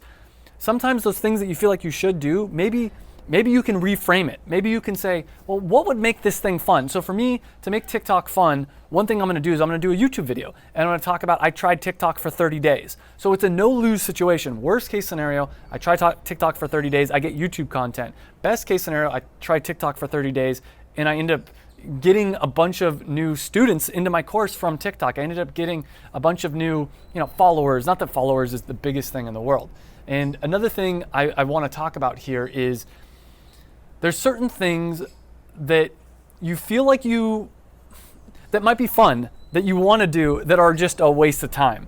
An example of this for me is checking stats. Ariana makes fun of me a lot about this. Our nickname is that I'm Statman. And instead of like Batman, it's like Statman, because I love checking stats. I love checking YouTube stats. I love checking my sales for Performance and Uploader. I love checking all this stuff. I'll do it like every day, and sometimes multiple times a day. When I launch a new YouTube video, I'll check it 5 times, 6 times, 7 times in a day, in the first day that it's launched, to see how it's doing. And that's a waste of time. That's completely, like, look, if you're having fun doing it, that's cool, but also analyze sometimes. There's certain things that we do that are fun but are counterproductive, because the time that I'm spending looking at those stats, I could be doing something else. On top of that, best case scenario, the video is doing really well and I'm happy, but it really doesn't improve my life that much, because what I could do instead is, what I'm trying to start doing is once a month checking all my stats and making a logical decision on which kind of videos I should do more of and which ones I should do less of. But what ends up happening at least 50% of the time is my videos are underperforming, and I end up spending the rest of the day kind of sad and kind of, I'm upset, and I'm like, why was that video not performing? And what happens sometimes is the first day, 2-3 days, it underperforms, and then all of a sudden, a month later, it's taking off. And sometimes with the YouTube algorithm especially, it just takes time. And the same thing's true with Amazon. Sometimes your products on Amazon, or businesses in general, they have off days and they have on days. But instead of checking the stats every single day, it's better to take a bigger picture view and see what you should and what you shouldn't do. And one other point that I wanted to talk about here is, in my life, there's a lot of things up until last year, up until the last few months even, I felt like I quote unquote should do, that have now become fun. For instance, exercise, organizing, learning different skills, and just having general success in life. So for me, exercise, a lot of these things, the reason I used to do it historically was to impress girls. I'm gonna be completely blunt and honest. This is a very personal thing. I wanted to exercise so I'd get big muscles and look good for girls. And not on a super conscious level, but on a subconscious level, that was the main motivator. But what's happened in the last year for me is it's switched. I enjoy doing exercise because how it makes me feel in the moment, afterwards, and I just enjoy it. I enjoy the entire process. And you know the funny thing about this is what's gonna happen is, that's gonna make me wanna do more exercise, and I'm probably gonna get bigger muscles. My body's gonna probably look better, and I'm probably gonna be overall more attractive. And as a quick side note, something I feel like I've really learned in the last year or two as well is, one thing that's especially attractive, I believe, to both men and women actually, but I think especially, like I see it obviously, I think it's very attractive, like women find this very attractive, is when a man does something for themselves, like not trying to impress anybody, but if they're doing something because they're on a mission and they believe it's the right thing to do. I think it's a very attractive quality in everything, in anyone. When Ariana's doing something and she's like, I love doing this thing and I'm super passionate about it and I don't care what you think, I'm like, ooh, that's attractive. And I think I see it in her, the way she looks at me too. When and you can almost imagine this. Imagine a guy that is just working out, not to try to impress anybody, because he's just loving every second of it.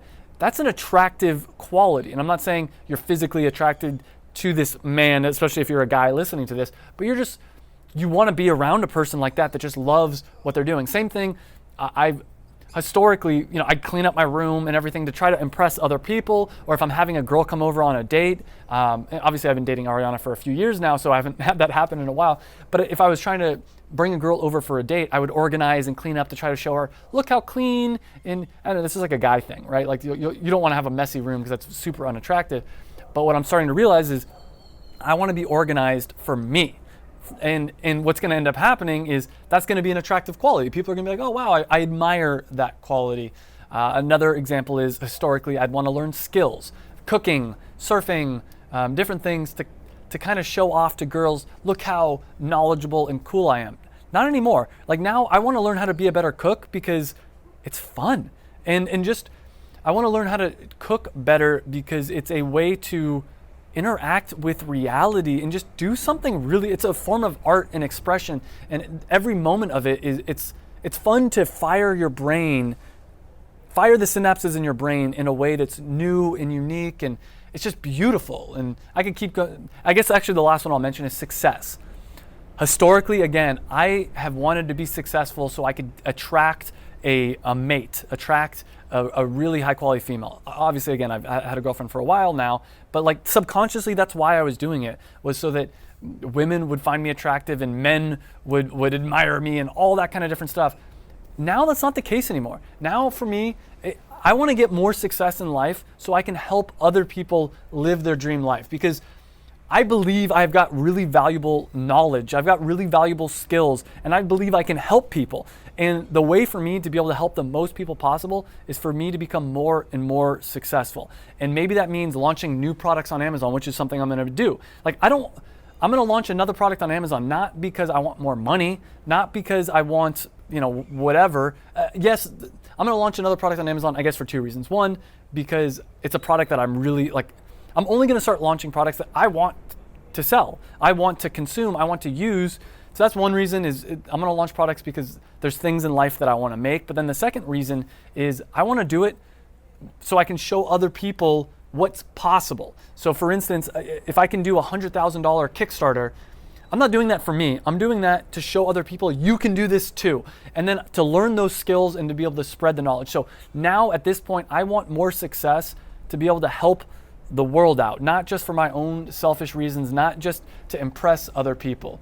And there's a few more things I want to talk about before I get into principle number 6. And one thing that really kind of was ingrained into me last year was to start doing work for the sake of work. There's a Hindu saying, I believe it's a Hindu saying. It's like a Indian saying, and that is, I think it's like Vishnu or like one of the Hindu gods said to somebody, you're not entitled to the fruits of your labor, you're only entitled to the labor.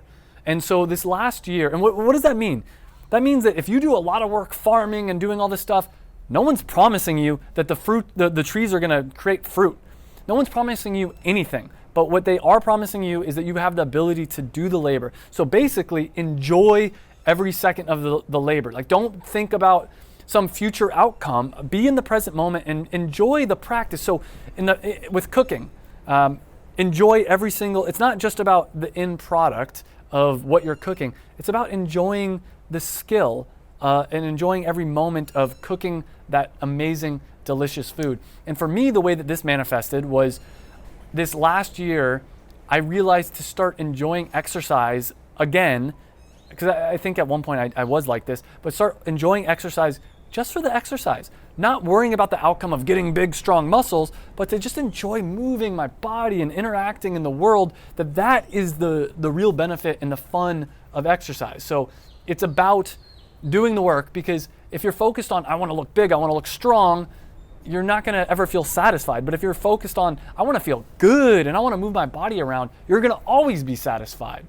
So I think one skill you can ask yourself is, so obviously ask yourself what's more important to you, but specifically try asking, what is your higher self, your best version of yourself, what does it think is most important? And here's some tools on how you can do it. One, I like to every once in a while sit down and write out a story where I interact with myself 7, 8, 9, 10 years from now. I think I usually pick around 7 years from now. So I sit down and I'd interact right now with my future self, someone that's myself 7 years from now, and I write out a story where I meet this future self at a coffee shop, and what is he wearing? He smiles. I talk about the feelings, and then I ask him questions, and I say, hey, should I do this or should I do this? And my future self always has the most amazing advice. And here's the truth. You have the most amazing advice. You know exactly what you should be doing, but you need to tap into it. You need to tap into that higher level thinking. And one way to do that is by writing out the story. Another way is by giving other people advice. Because when you give other people advice, a lot of times that's advice that you need to be giving to yourself. Another tactic you can use is picture your future self, let's say an hour from now, a day from now, a week from now, a month from now, a year from now, 10 years from now. Picture them all in front of you and ask them all a question, and look, do they give you a thumbs up or a thumbs down? So I might say, hey, future selves, I want to film another principle for this video. And what do they say? Well, the one that's an hour from now says no. The one that's a day from now says, whatever. The one that is a week from now says whatever. And the one a year from now says whatever. So it's not that important of a decision whether or not I do this. But my future self an hour from now is like, wouldn't be happy about that. So maybe I should stop at this principle. But it's not just about always asking, what do you want to do in this moment? It's what does your higher self want to do? Because sometimes you just want to lay in bed. And you have this is another thing. And if you haven't ever seen any of Jordan Peterson, I'll link his lectures down below. A lot of the stuff I'm saying here was inspired by Jordan Peterson, Eben Pagan, Tim Ferriss. Like those are some of the people that I admire at the highest level.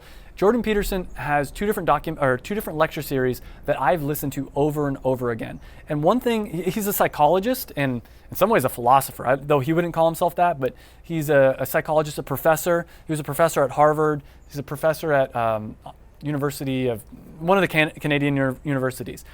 And one thing he said is we are a collection of sub-personalities. We're not one person. Everyone wants to think, I'm Travis. I'm this one person. That's not true. What you actually are is lots of different people that all need to kind of agree on what you're going to do. So for instance, some days I wake up and I'm like, I just want to lay in bed all day. And sometimes that's okay. Sometimes I need to allow myself to do, I don't usually do it, but I need to allow that part of my personality, that sub-personality, I need to allow, I'm like, okay, we're going to rest here for a little while. But then I have to also tap into that higher self and say, okay, higher self, is it okay if we lay around all day today? And sometimes my higher self says, dude, relax, you deserve it, enjoy yourself, like take some time. And sometimes it says, no, that's not the better decision. What you need to do is you need to get up and move your body and get some exercise and you're gonna feel better. And so this is also kind of corresponds to one of the previous principles, I think it was 3, where I talked about it's feeling it. Which personality, how does it feel in your body when you have that feeling, I just want to lay around all day? Are you feeling like a lazy, piece of junk and you want to do it, and even though in the end you won't be happy, or are you feeling like tired and you need this kind of thing? So tap into your future self, your higher self, and your best self and ask, is this what you really want to be doing? Do you need to do it? Or are you just doing it because other people are trying to influence you? And I cannot stress this enough. Do what you think is most important, because even if the entire world thinks that you should be doing something else, but you really deeply in your core think that it should be whatever thing, do that thing. And at the end of the day, you're going to show them. When I first was trying to quit my corporate job, almost nobody, I think I had one friend that told me I should quit my corporate job. All my friends, family, everybody, my coworkers said, you'd be crazy to quit. But I knew in my core it was the right decision. And I was right.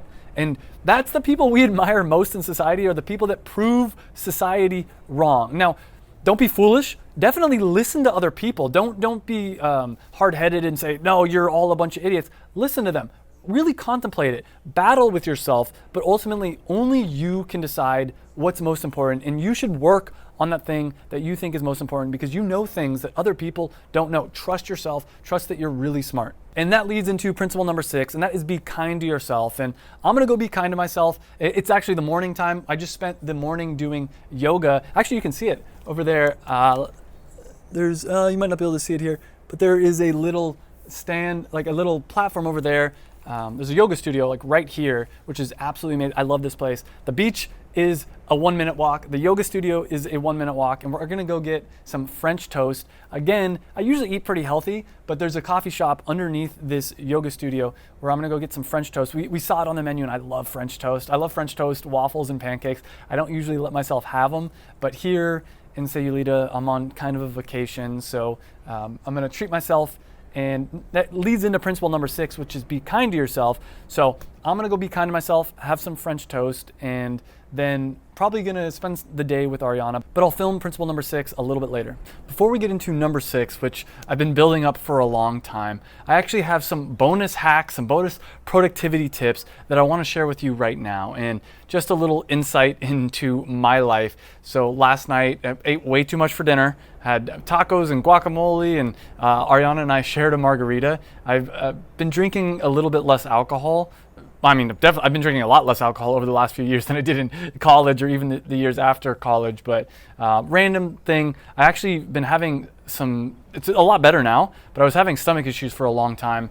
And I think a lot of it had to do with a lot of the fear and anxiety around performance nut butter. I was just, I had this, negative feeling in my gut, they say, right? But I kept ignoring it and I kept ignoring it. And the negative feeling in my gut was associated with the co-packer, my manufacturer, which, yeah, that's a whole other thing. And so I think I honestly believe that you can kind of develop some health conditions if you ignore, like your body's trying to give you signals, and if you ignore it, you can develop these conditions. And so I've had some stomach issues, and last night, part of the reason I didn't sleep well was because of the stomach issues. And then the real reason is because, so we're up, this is a small town in Mexico. In the middle of the night, there were some dogs fighting, and every night here, there's been something that wakes us up. Usually I can go back to sleep, but I think because I woke up and I was having the stomach issues, and on top of that, everything going on, that I wasn't able to go back to sleep. So this has been an interesting day, and I want to give some tips on what to do if that happens, because that's something that actually happened to me a lot. That has happened to me a lot during my entrepreneur careers, waking up in the middle of the night and not being really sure what to do. And one of the tips I have for you is if that happens, first off, don't fight. If after 20 minutes you're not falling asleep, maybe don't fight it. Maybe listen to some music, have a notepad. A lot of times I find that my best idea, I hate it, but some of my best ideas end up coming to me at 3, 4, 5 in the morning. And I worked with this coach, and he would call them downloads. It's like the universe is downloading something into your brain, and a lot of Eastern traditions say that that's like the optimal time to get those kind of like downloads and whatever you want to call them. So it's not always a bad thing. In fact, sometimes if it's on a work day, I think, okay, well, even though I'm not going to be as productive today, a lot of times I get like a lot of brilliant insights into just different ideas. For instance, I had a bunch of different videos that I realized that I want to film because of that. So that's some of my advice, is don't always fight it. Sometimes it's better just to, roll with the punches. If you really do want to fall asleep, something else I find is instead of thinking, oh, I'm going to try to fall asleep right now, thinking, okay, it's okay if I take a midday nap. In addition, something random is I do find that throughout the week, it's important to have, at least on certain days, things that you have to be there for or you have to show up for. So I have my calls on Tuesdays and Thursdays. I don't know if I mentioned that yet in this video or if I'm supposed to mention that later, but I found by having calls on Tuesdays and Thursdays, and Monday, Wednesday, Friday for me is me time to do, and when I say me time, it's for me to do whatever I think is most important. And sometimes, some mornings and recently, up until 10, 11 o'clock, it's been exercise, yoga, meditate, like all the things that are really me important. Other times in my life, it's been whatever the number one task is. And on those Monday, Wednesdays, and Fridays, a lot of times what I'll do is after I have a really beautiful morning of just meditation, good food, and everything, I will work on whatever I think is the most important thing. So I did write down some notes, and this is an examples of some of the downloads I got. And one of the things I also wanted to mention is systems. I don't know if I've mentioned it yet in this video. This is probably one of the top productivity hacks, top mindset hacks is, I think I've already mentioned hiring virtual assistants, but the other thing is create systems so that you don't have to be doing all this work. Anytime you find yourself doing something more than once, create a system. This is probably the biggest thing you need to know if you want to make a lot of money online. And here's one other thing I want to talk about is if you like this kind of stuff, if you want to join, I'm going to be doing a productivity and mindset course. If we get enough people on the wait list, there's a wait list up here and a wait list down below. I don't know exactly all the details yet. I want to see how many of you are interested in doing a productivity and mindset course. And what I'm thinking it would be is a 12-week program where we meet every week and I share my top productivity and mindset tips, but there's also homework where maybe I say, I have different exercises where I have you, for instance, write out, and I would do this along with you, write out all the different things that you're supposed to do, all the different action items that you think you're supposed to do, and write them all out, and then let's cross out all the ones that aren't important, that aren't something that's fun, that aren't something that you need to, we go through and figure out and prioritize. That's one example. Another example would be writing out what your dream life 10 years from now would be like, so we can really identify how can we make that happen faster. So link up here and down below to join the waitlist for the Productivity and Mindset course. Don't know when that's going to come out, but if you're enjoying this video so far, definitely sign up, because the way I work is I like to do beta tests first. So what I probably will do is anybody on the wait list, I'll probably do something at either free or a huge discounted price than what it normally would be. And it would be a chance for me to work more or less in probably a group setting, maybe one-on-one with me. And that's something I probably won't offer forever. Before we get into principle number 6, 2 other quick announcements. One, the author I was talking about earlier was Mark Twain, which I'm sure some of you guys knew that, but it was just slipping my mind. And then the other thing that I wanted to mention is it's official. We booked a place here in Sayulita. I'm going to be staying here for at least 6 weeks. Ariana said that she wants to do a month, but she might end up staying longer. A little bit unsure about that. But from February 15th to April 1st, I booked an amazing place here in Sayulita, Mexico. I'm so freaking excited. I'm gonna be filming some videos, and I got a place that had a really amazing ocean view. It's big. It's like my dream place. So I'm gonna be talking about that. Now let's get into principle number 6, and I'm gonna take my own advice. And principle number 6 is be kind to yourself. And I've kind of already alluded to what this means, and it's basically don't crack the whip so much. Be nice to yourself. And I'm going to go into detail about that, but I'm going to be kind to myself. And since I didn't get a lot of sleep last night, and I still have another video to film, basically I'll just tell you this quick story. I was filming a video last night that I think is going to be a really cool video. It's going to be a complimentary video to this, where I talk about all my income sources, how much money I actually made last year and how I did it, all that kind of stuff. It's going to be a really good video. And I was filming it, and the sun started setting, and I just wasn't hitting the beats properly. Like, it was just, I was grinding. And so I decided last night to be kind to myself and take a break. And so I'm going to refilm the outro right after I hit the stop button on this. And what's funny about this is I guarantee that the new outro I'm going to film is going to be way better than the old one was. And I do feel like sometimes the universe or whatever higher power you believe in is like giving you signs and saying, hey, stop doing whatever you're doing. For instance, last night for me, the universe or whatever was saying, all right, man, you're running out of steam. You're grinding through this video. We're going to make it so it's too dark for you to film. And obviously that's an oversimplification and all that kind of stuff, but be kind to yourself, and as soon as I get back, we'll finish off this principle. I'm going to kind of rapid fire through these last 5 principles, because today is our last day here in Sayulita. We got a plane to catch in just a little bit, and I just want to wrap up this video. And again, if you like this kind of in-depth stuff and you want, there's a lot of things that I have bullet pointed out here that I'm not going to get a chance to go over. A lot of different tactics, tools, tips I learned in this last year. If you like this, first off, comment down below and let me know that you like this and you want more content like this. Also, I think I asked this earlier, but in case I didn't, comment down below, what is the biggest lesson you learned last year? What was the biggest mistake you made?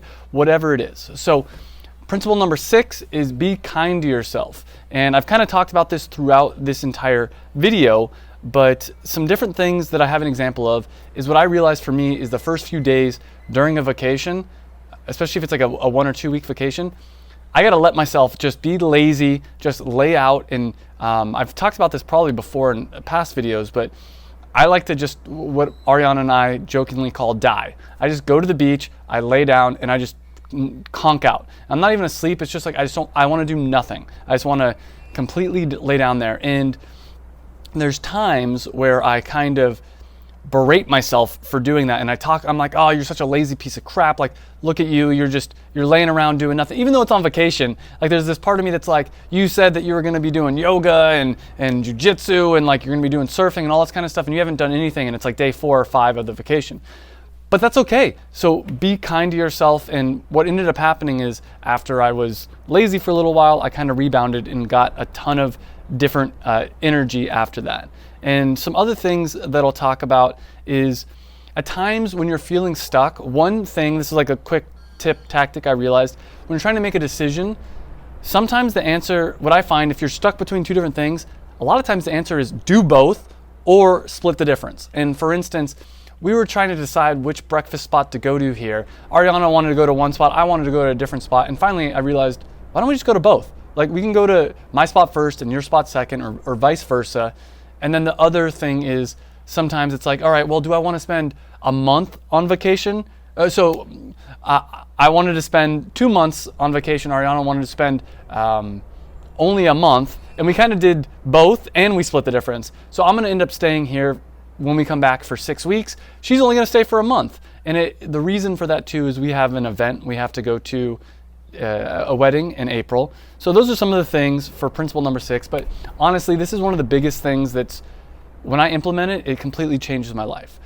Number 7, principle number 7, schedule your dream life.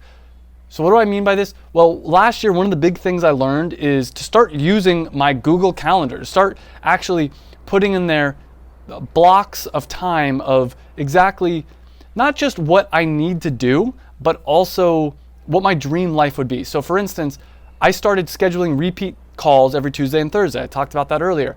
That completely changed my life because now I have something I need to wake up for.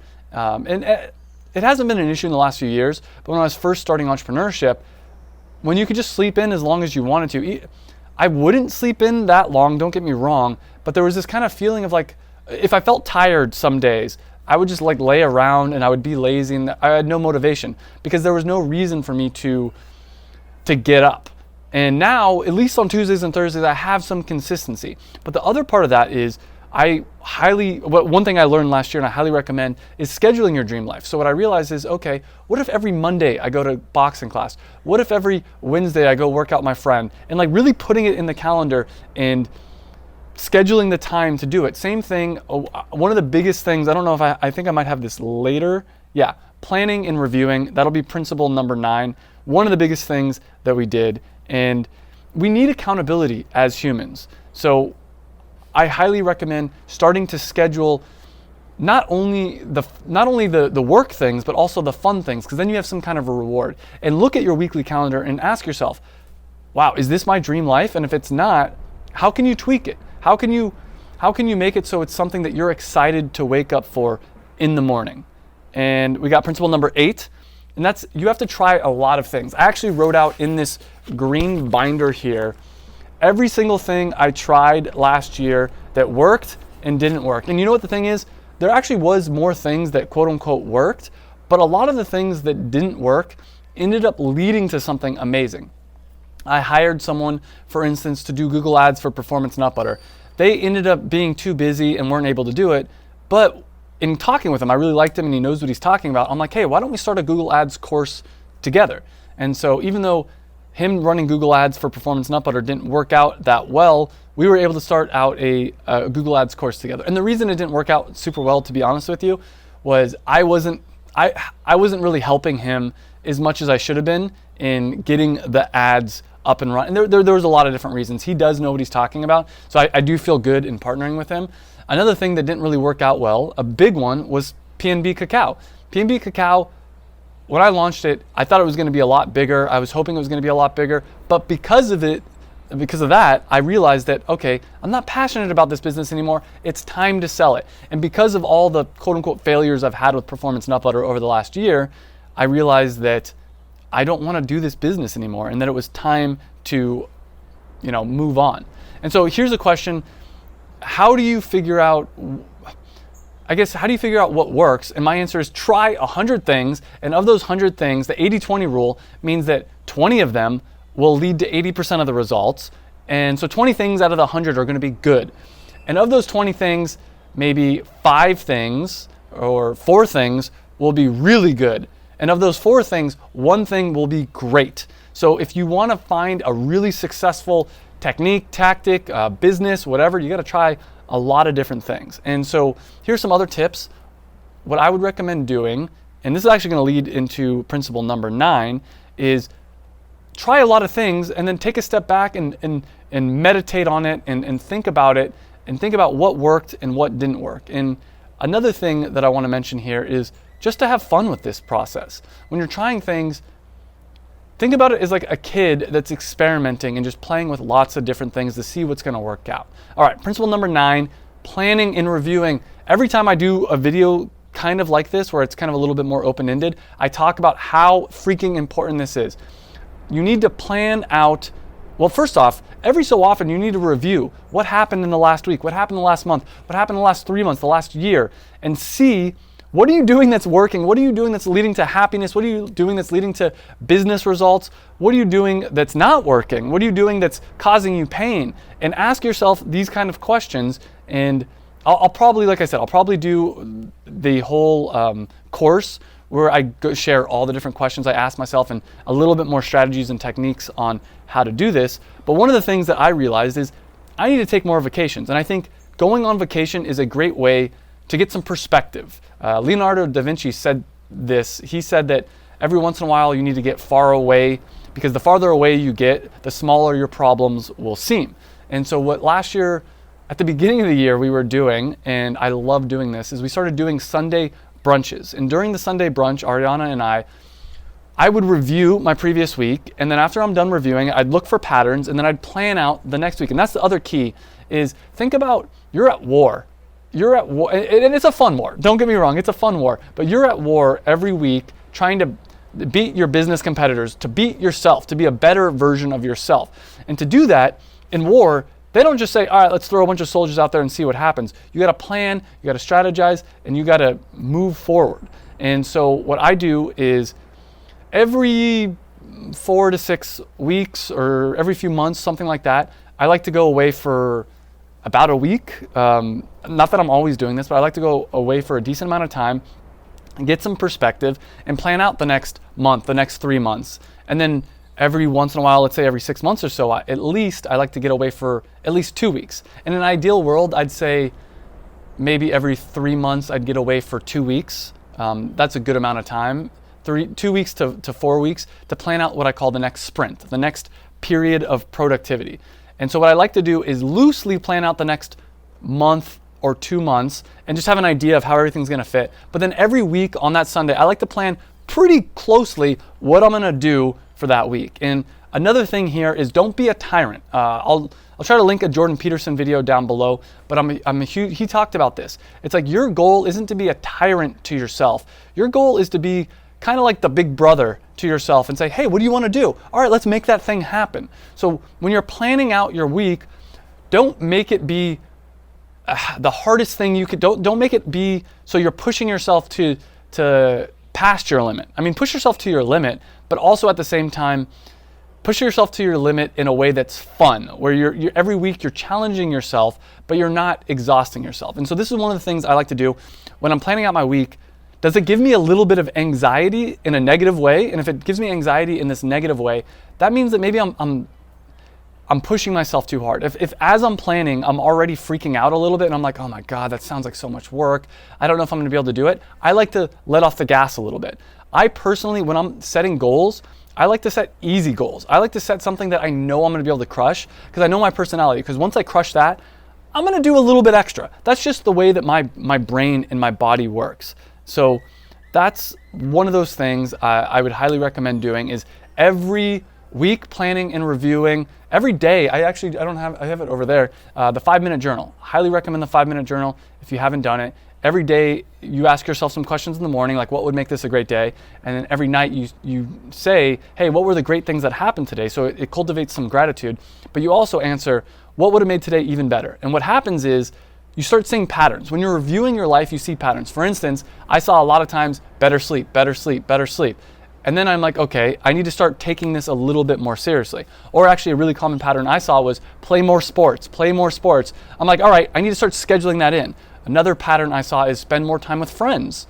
And so I'm like, okay, well, what if, this is one thing I decided for next year, what if every Monday at 2 to 2:15 or 2 to 2:30, I spend 30 minutes planning out how I'm going to spend time with friends and messaging friends and trying to coordinate different events with friends. So now it's in my calendar. This is part of planning your ideal life. I got 30 minutes that's in my calendar where I'm accountable to, and that's one of the most important things to me, is spending more time with friends, so I should make that accountable. And part of that could be inviting them to play sports. So that's where you start getting multiple levels here.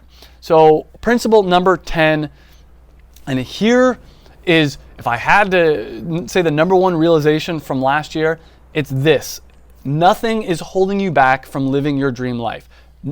You, me, everybody out there, there's nothing holding us back. And last year, I had a lot of fear about being a fake guru. I was really nervous that I was going to get called out because I make more money teaching Amazon FBA than I do from my actual Amazon FBA business.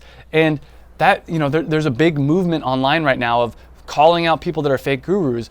And it took me a long time to realize I'm not a fake guru. I've been doing this for 8 freaking years. I've done over $5 million in e-commerce sales. I created a business that's doing over $100,000 a year passive income, or it's done over $100,000 a year on average over the last 3 years, passive income for me. I've achieved my dreams, and my duty, my goal is to help other people do it. And I think that a lot of us in life, we have this thing that we have to hit a certain level before we can start living our dream lives. And it's just freaking not true.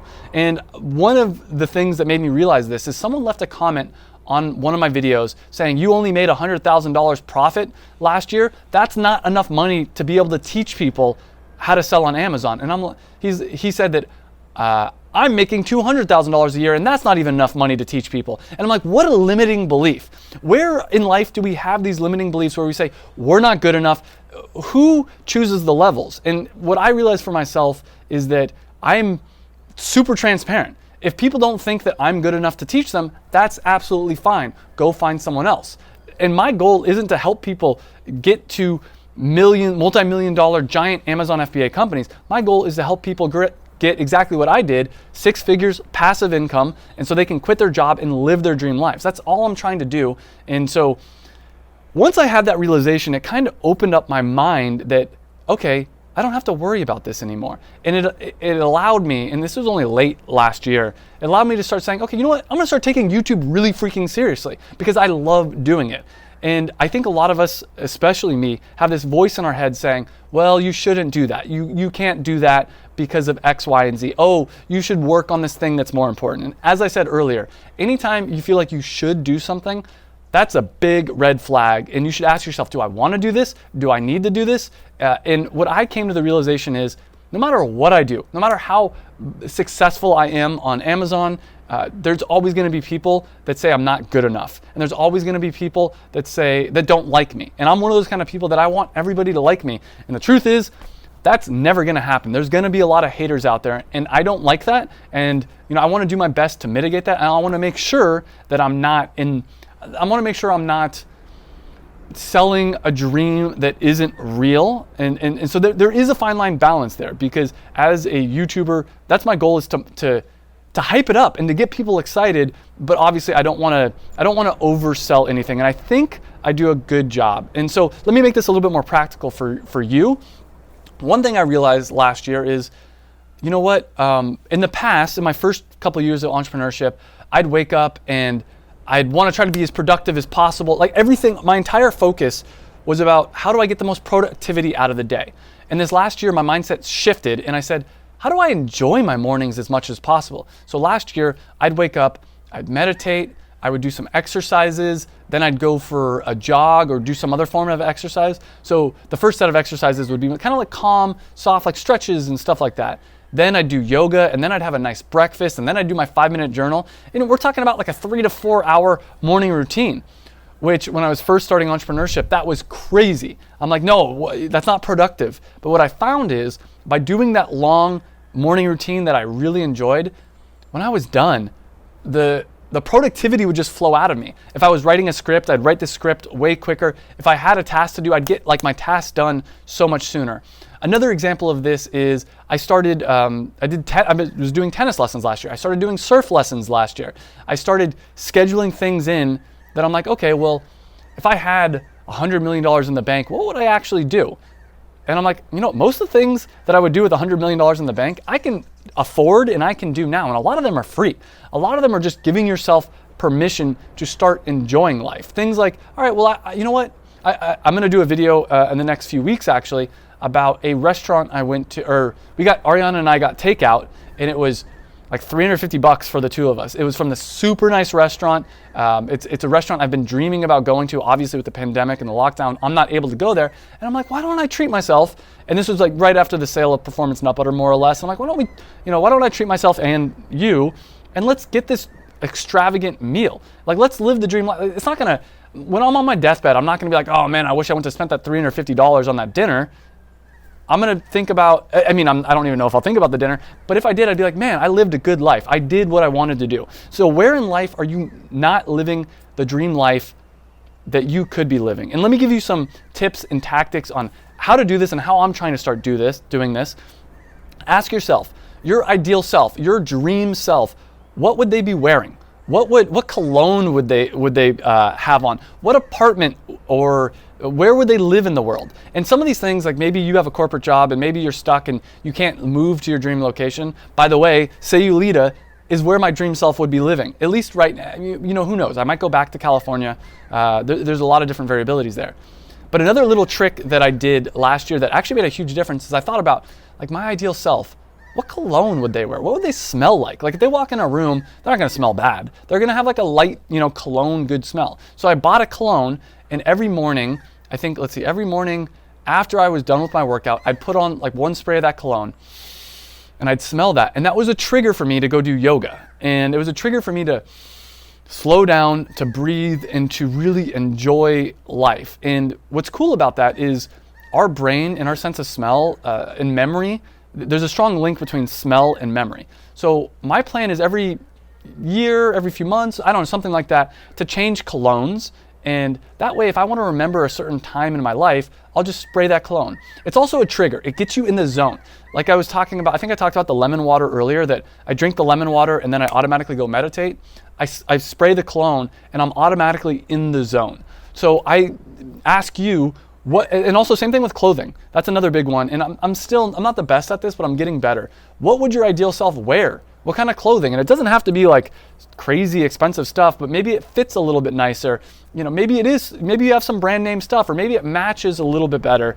And those are some of the different things that I've got going on. Again, if you like this video, please leave a comment down below. And if you really enjoyed this video, join the waitlist for the course, because I think it's gonna be really cool. It's productivity mindset hacks. I'll put a link up here down below. And thank you guys for watching. Please do comment. I'm gonna read all the comments for this video. So comment down below what you learned last year, what you went through, everything. And then maybe we can all learn from each other. So thanks for watching, and I will see you in the next video. Bye.